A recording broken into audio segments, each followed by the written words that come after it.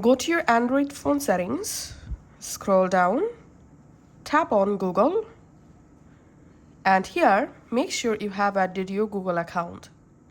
And now tap on all services. Here scroll down. Under backup and restore, tap on backup. And here tap on turn on. And here we have to select other device data.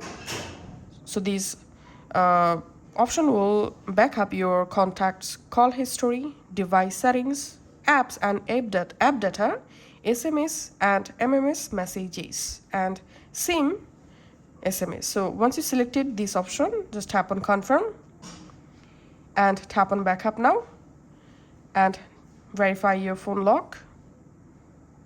And we can see my messages are now backupping. So it may take some minutes to completely backup all your messages. So that's how you can actually do it.